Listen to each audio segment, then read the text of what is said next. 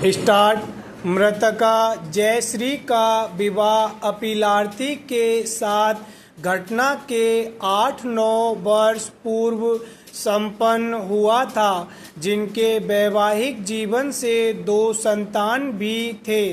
दिनांक 23 मार्च 2003 की रात अपीलार्थी अपने पत्नी के साथ कमरे अपने में सोने चला गया।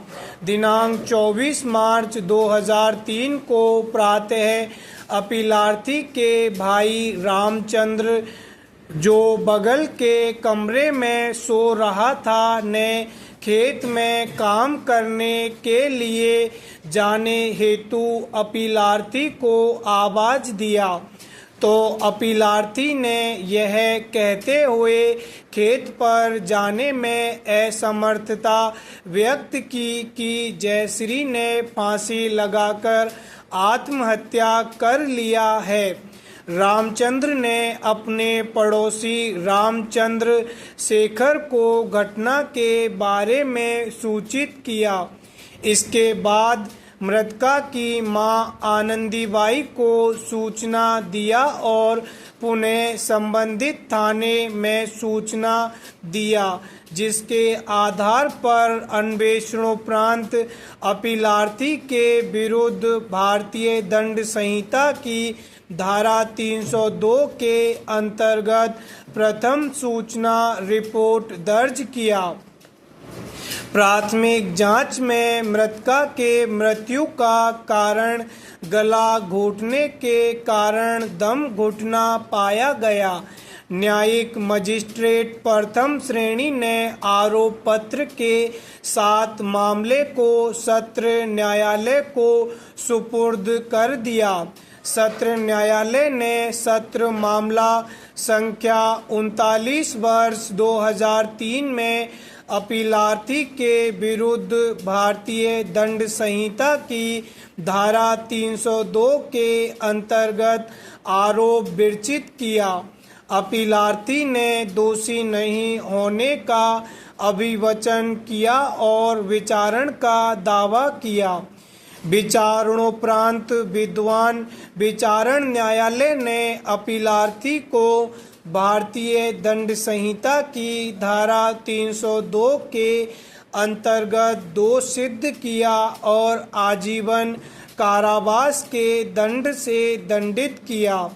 निर्णय से व्यथित होकर अपीलार्थी ने उच्च न्यायालय में अपील संख्या 46/2005 किया, किंतु आक्षेपित निर्णय के द्वारा बम्बई उच्च न्यायालय के खंडपीठ ने अपील निरस्त कर दिया। अतः अपीलार्थी ने यह अपील प्रस्तुत किया। पैरा अवर न्यायालयों के द्वारा यह मामला परिस्थिति जन्य साक्ष्यों के आधार पर निर्णीत है। परिस्थिति जन्य साक्ष्यों के आधार पर दोष सिद्ध से संबंधित विधि को इस न्यायालय ने शरद बिरधी चंद शारदा बनाम महाराष्ट्र राज्य 4 SCC 116 के मामले में प्रारूपित किया है। पैरा किसी अभियुक्त के विरुद्ध किसी मामले को पूरी तरह से स्थापित हो जाना कहे जाने से पूर्व निम्नलिखित शर्तों को अवश्य ही स्थापित होना चाहिए। पैरा 153 परिस्थितियां जिनसे दोषी होने की परिकल्पना निष्कर्षित किया गया है, उन्हें पूरी तरह से स्थापित होना चाहिए। इस प्रकार स्थापित तथ्यों को केवल अभियुक्त की दोषिता को ही संगत रूपेण परिकल्पित करते हुए होना चाहिए, अर्थात उन्हें किसी अन्य अनुमान पर स्पष्टीकरणीय नहीं होना चाहिए, सिवाय इसके कि अभियुक्त ही दोषी है। परिस्थितियां एक निर्णायक प्रकृति और प्रवृत्ति की होनी चाहिए।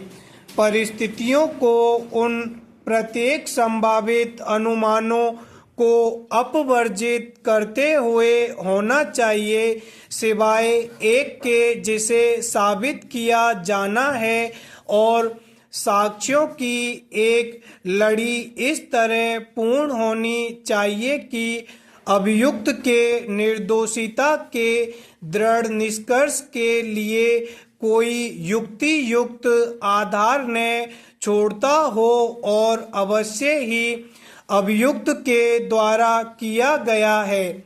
यदि हम ऐसा कह सकते हैं, ये 5 स्वर्णिम सिद्धांत परिस्थिति जन्य साक्ष्य पर आधारित किसी मामले के सबूत का पंचशील गठन करते हैं। उपर्युक्त दिग्दर्शक सिद्धांतों के प्रकाश में इस मामले का परीक्षण करने पर हम पाते हैं कि डॉक्टर किशोर पटकी का एक मेडिकल विशेषज्ञ के रूप में परीक्षा कराया गया। स्टॉप।